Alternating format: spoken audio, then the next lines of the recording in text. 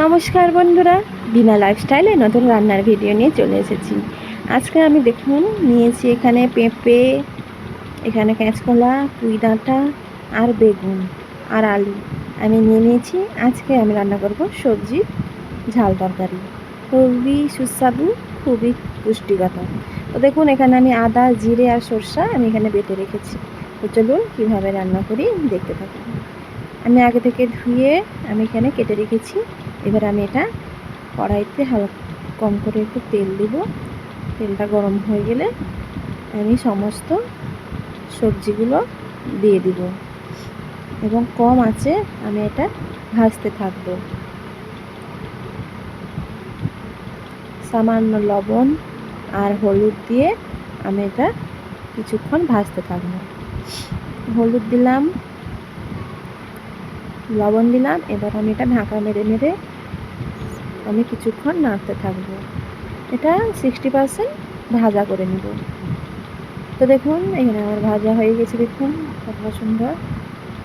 এরপরে আমি যে পেস্ট করে রেখেছিলাম সর্ষে, কাঁচা লঙ্কা, তারপরে আদা আর এখানে দিয়ে দিয়েছি তার সাথে লঙ্কা গুঁড়ো আর হলুদ গুঁড়ো।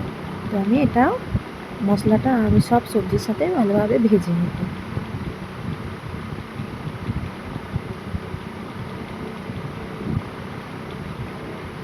ভালোভাবে কষিয়ে নেব এই মশলাটা। আপনারা চাইলে এটা পেঁয়াজও দিতে পারেন, আমি এখানে পেঁয়াজ দিইনি কারণ আমি এটা সম্পূর্ণ নিরামিষভাবে রান্না করছি। ভালোভাবে কষার পরে আমি এখানে দিয়ে দিব সামান্য পরিমাণে জল।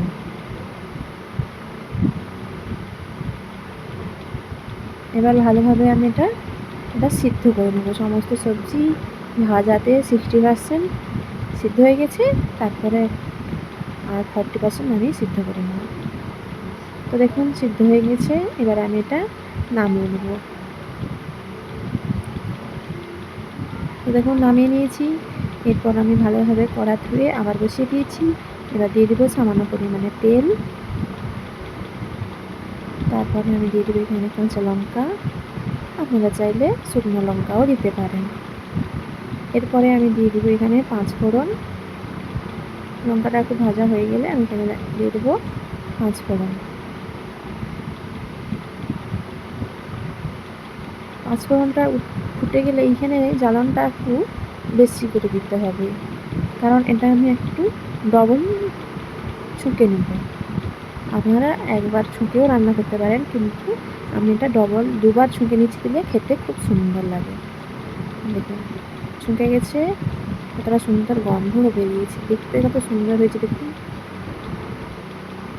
এবার আমি নামিয়ে নিব। তো দেখুন নামিয়ে নিয়েছি। দেখুন পুরো দেখুন খুবই পুষ্টিগত।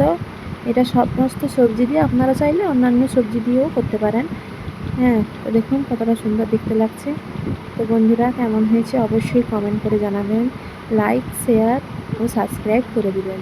বন্ধুরা ভালো থাকবেন, সুস্থ থাকবেন।